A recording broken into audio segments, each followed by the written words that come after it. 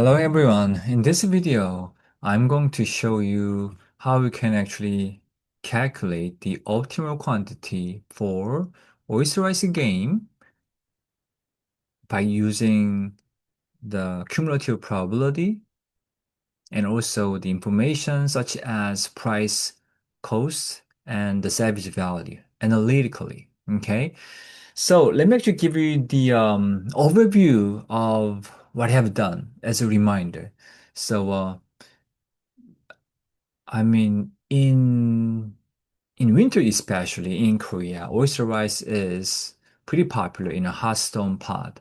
And obviously, I mean, for it to be taste enough, taste good, the oyster must be fresh. So we are going to assume that I mean, as actually a restaurant owner, if they prepare certain number of oyster rices today, then they try to sell them, all of them today. I mean, tomorrow they cannot use today's prepared oyster rices. So the question is, how many oyster rices you are going to prepare each day? So in class, we actually have played the game. Um, so I mean, we have like one team that suggests 11 oyster rice, and then the next team suggested, I mean, 13, and then other teams that suggested 12. And as a result, I mean, 12 was actually the one winner, actually. So let me just show you, I mean, how we can actually figure out the optimal number of oyster rices analytically. Okay, so the information that we have used is the price and then cost and then demand distribution and also the leftover value, right? So for the game, the price was 7, cost was 3, so the margin was 4, and the leftover price is at $1. So basically, any leftover will give you $2 as a loss. And then the demand, as you can see, follows discrete version of normal distribution from 3 to 18. The actual number of probability and cumulative probability is given like this. And then how we are going to simulate demand, as actually we have done in the previous video, we are going to take the sum of three dices. I mean, then actually you are going to see, you are going to have actually this kind of a symmetric and discrete version of normal distribution.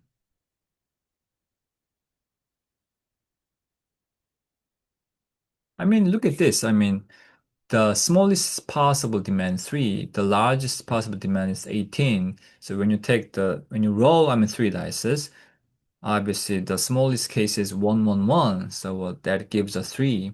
The large demand case is 666. And then we are going to have 18 as a demand. So as I explained, we can actually calculate the profit for the specific demand. So for instance, I mean, if we prepare 11 and if the demand is 8, this is case of overstock because we prepared more than demand. Understock is the case actually when the demand exceeds supply. And then we have look at how we can calculate the profit. So for each possible demand, we can calculate profit. So then how we can find the expected profit? That's right. We can just, I mean, multiply profit and then demand, right? So from A3, 4, and up to 18, and then take the sum. Basically, I mean, you can use the sum product in Excel, then you can actually find the expected profit, right? So, in class, I mean, we have set simulation formulas, right? So, we just have used pair mean and then pair max to determine the sales and then the leftover. So, I mean, in this PowerPoint slide, we haven't specified the expected, sales and the leftover, but in the previous video, we actually have defined the sales as This was the sales. This is actually the sales. And then this was actually the leftover. So we have defined sales and leftover because um, by having those defined, you can actually generate the graph later.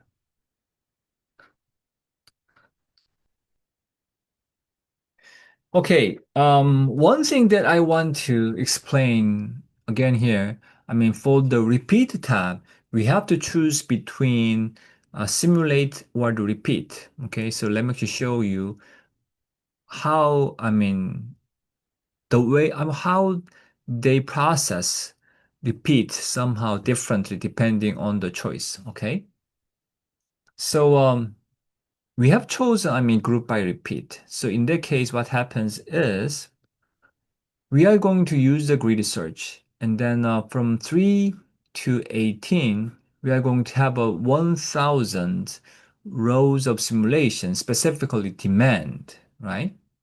So for the same actually stream of demand, we are going to calculate the profit for each demand so that you can find expected profit. And we are going to compare expected profit across possible queues. So group by repeat means that we are going to focus on each demand, each possible, I mean, simulated, I mean, demand under each queue. Okay. But if we have chosen, let's say, group by simulation, we are going to just look at some specific row. So, so in this case, I mean, if we take the average, it means that actually what is the expected profit in terms of Q, not in terms of the demand and the specific Q. So logically, we have to choose repeat uh, in this case.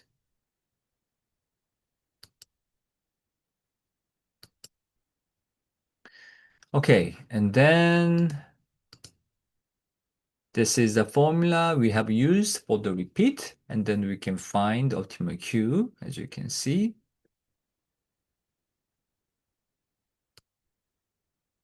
The find max is basically the function by which we can find x star that maximizes f of x. Of course, I mean, in Excel, I mean, we can actually use this kind of formula to uh, calculate the profit so that we can actually find the expected profit, as I've explained already. So let's say in this case, I mean, we prepared the 11 oyster rices, and then for each possible demand from 3 to 18, we can calculate the profit, right? And then you just multiply the second column probability and the last column profit one by one. So for instance, 0.46% times minus 4, and then 1.39% times 2. And then take the sum, then we are going to calculate, we can expected profit.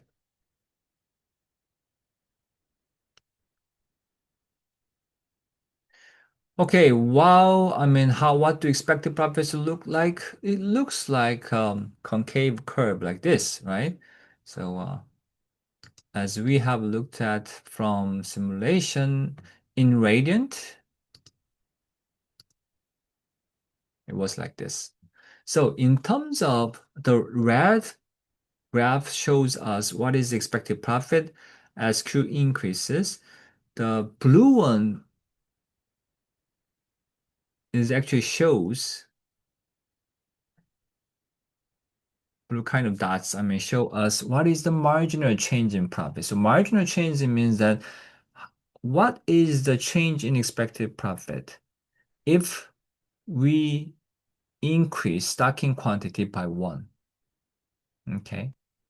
And obviously, I mean, as we increase our stocking quantity from 3 to 4, 5, and 6, the marginal change in profit will start to decrease from the positive amount. For the marginal change in profit, please look at the the number on the right axis. Okay.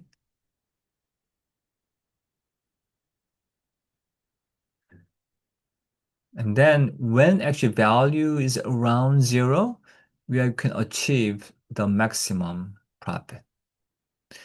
In this case, because we have a discrete normal distribution, and as a result, we may not find the exact Q that for which expected profit is maximized in terms of zero marginal change in profit. However, I mean, we can still compare what is better, I mean, in terms of expect profit, if we consider the increase from, let's say, 11 to 12, or 12 to 13, or 13 to 14. So we can actually calculate pretty easily what is expected change in profit if we prepare one additional oyster rice. So this oyster rice game is actually just one type of game that we can see under the Newsvendor model. So under the Newsvendor model, we are going to use two concepts, cost over overstocking and cost of understocking or benefit loss by understocking by 1 unit. Okay. Before actually proceed to look at the meaning of these and how we can find the optimal quantity analytically, let me give you why the reason why this is called Newsvendor model or sometimes newsboy problem. Think about it as news vendor or the newsboy. Every morning they have to decide how many newspapers they are going to prepare for the sales. Okay. Let's say, I mean, if there is a pretty surprising news, then a lot of people will try to buy the newspaper. So there will be lots of demand. But on, let's say, normal day, when there is no surprising news, you are not sure how many people will actually end up buying newspapers from you. However, from the past sales history, you can have some idea regarding how many newspapers you are going to sell and with a certain kind of empirical probability. Okay. So by looking at that probability distribution, you can actually pick some number to maximize expected profit. And we try to find out what the number is.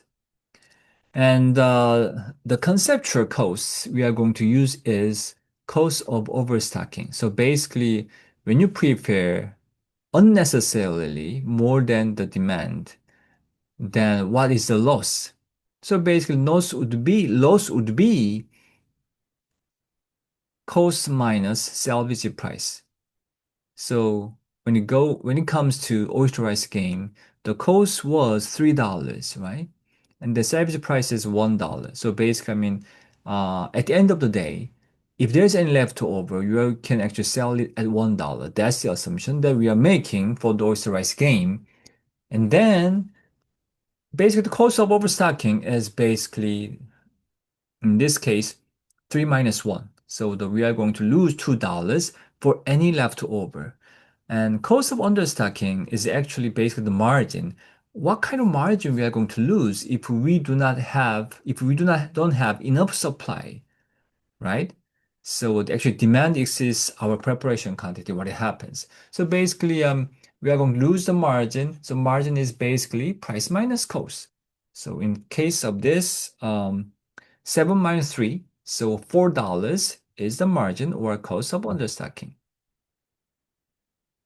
So for instance, let's say retail price is $11 and then cost is $3 and the leftover price is $1. So in this case, what happens? Cost of overstocking is still $2, right? 3 minus 1. Okay. 3 minus 1. So the cost of overstocking is the same. However, cost of understocking, basically the margin has increased to $8 from $4, right? So in this case,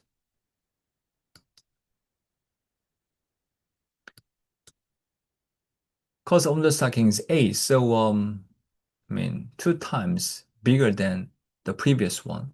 So in this case, would you like to prepare more or less than the mean demand? What is the right answer? We are going to prepare more than the mean demand, right? Because why?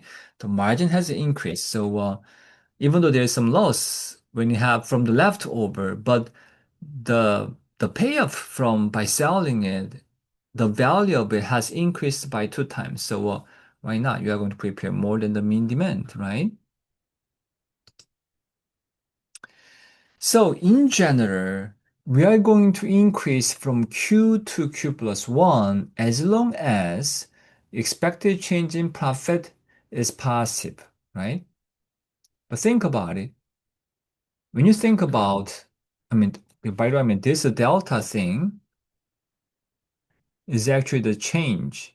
So you can think of delta pi is actually the difference between pi when the quantity was q plus 1 and the minus and the when the pi the profit I mean the quantity is q. So when you talk about this, we don't have to worry about this q because I mean yeah, we are going to have the same expected profit, right? But we just have to focus on whether we can actually sell this last unit or not. If we can sell, we are going to get the margin, cost of understocking. If we don't sell, we are going to lose the money that is the same as cost of overstocking.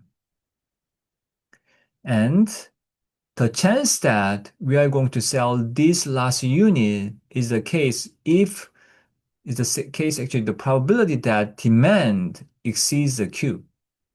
And then demand will be at least Q plus 1 so that we can sell it.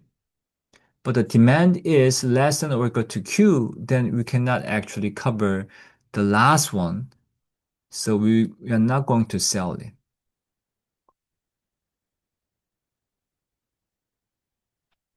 And then we can actually write down this selling probability as in terms of do not sell. So 1 minus probability demand exceeds Q times Cu minus probability demands less than or equal to Q times cost of overstocking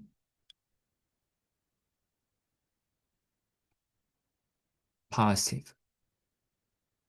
And if we actually, I mean, continue in this kind of, I mean, thinking, then you're going to reach the conclusion that, oh, the optimal Q star will satisfy this expected delta pi must be equal to 0. So basically, when expected change in profit becomes 0, we are going to find the Q star.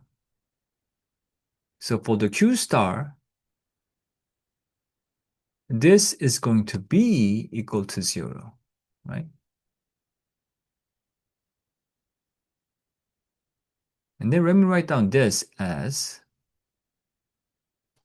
in terms of this probability, oh, by the way, I'm sorry, this must be equal to less than, right? Because this whole thing is actually probability that demand exceeds Q. So then you can see that probability that demand is less than or equal to Q times Cu plus Co must be equal to Cu.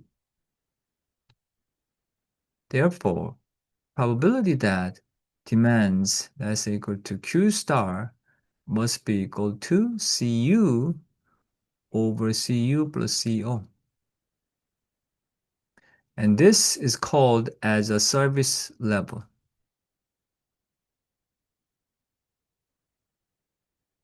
And then when it comes to authorized game, the cost of understocking was $4, $4, and then $2. So 2/3 is actually cumulative probability we have to match, we have to satisfy um, to find optimal service level and also to find optimal Q star that we are going to prepare.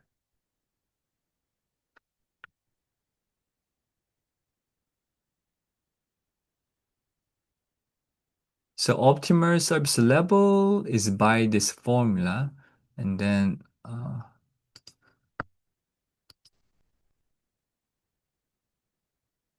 so in our case, I mean, it was the 2/3.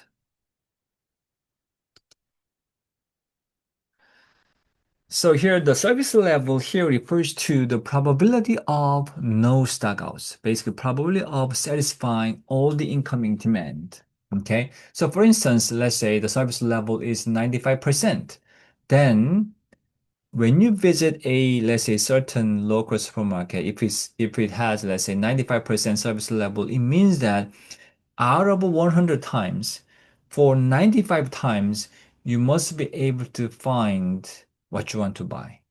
For only 5 times, you may not. Okay, so that's the concept of service level here. So in this case, what is the right service level? You can calculate it. Okay, maybe you can stop for a moment and just calculate by yourself. And what would be the optimal service level?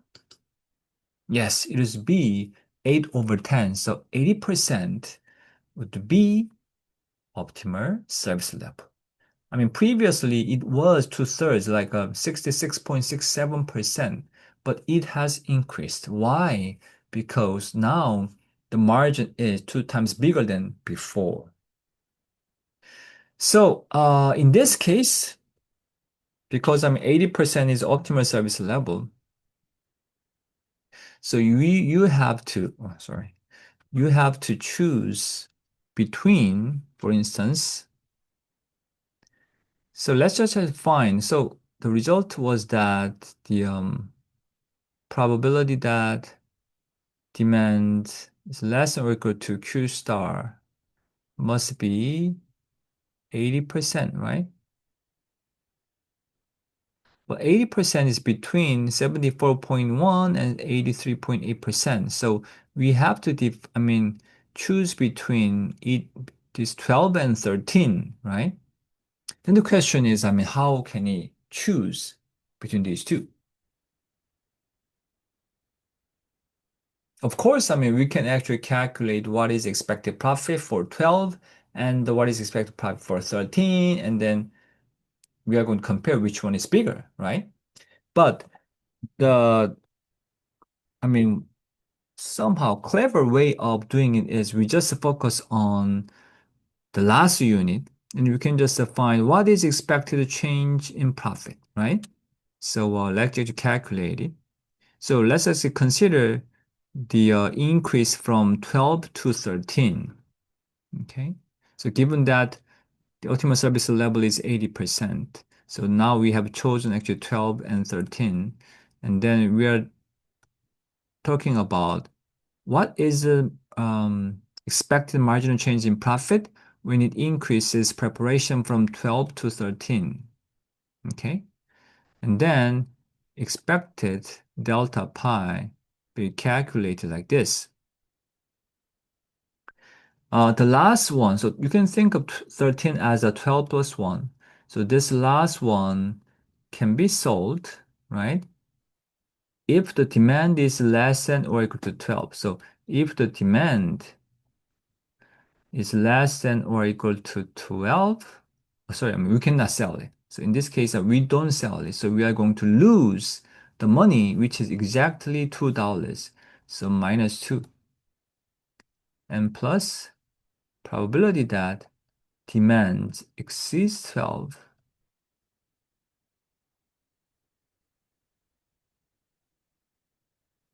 And then in this case, the 8, right? So we can actually find the number for these two on this in this table. So for instance, probably the demand is less than or equal to 12 is 74.1%, right? So 0.74 times 2 and the minus plus 1 minus this, right? So which is actually 1 minus 0.74 times 8. And then we just,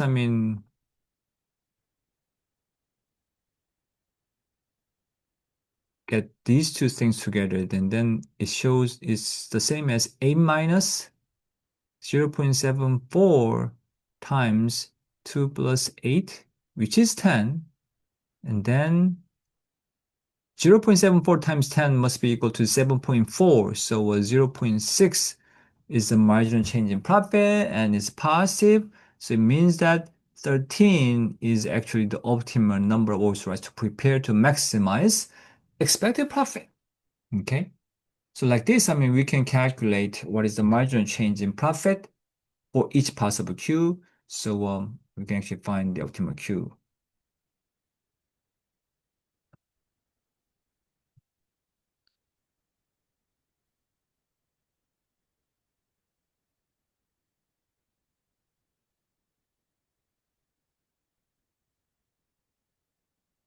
Okay, this graph shows us what is the impact on optimal service level of changing this ratio, cost of overstocking and underbar cost of understocking. So look at this. As this value is increasing, it means means that basically as a CO, cost of overstocking is increased, right? And then what you're going to?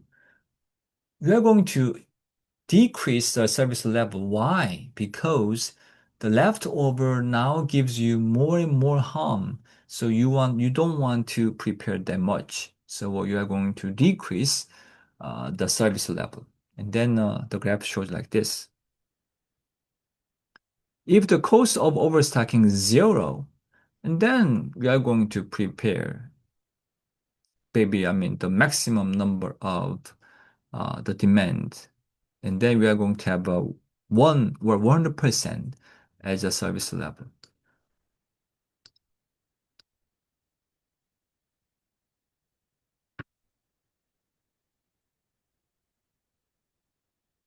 Of course, there's some trade-off in terms of product availability and then cost, right? So if you have high levels of product availability, basically, high service level, it is going to increase responsiveness and that we are going to have higher revenues. However, at the same time, costs will increase. So the question was actually, what is the right balance between these two? And then the balance actually comes from critical fractile, which is Cu over Cu plus Co, right? This is uh, the optimal service level we are going to satisfy. Okay, so in this video, I have explained how we can find optimal quantity for this Newsvendor model. Okay, and also I have shown you how you can calculate what is the change in expected profit if we consider some specific increase from certain Q to that certain Q plus one. Okay, so especially when you have a discrete demand distribution, when you try to find the optimal Q, by just calculating the marginal change in profit expectation, we can find the Q. Okay, thank you for watching.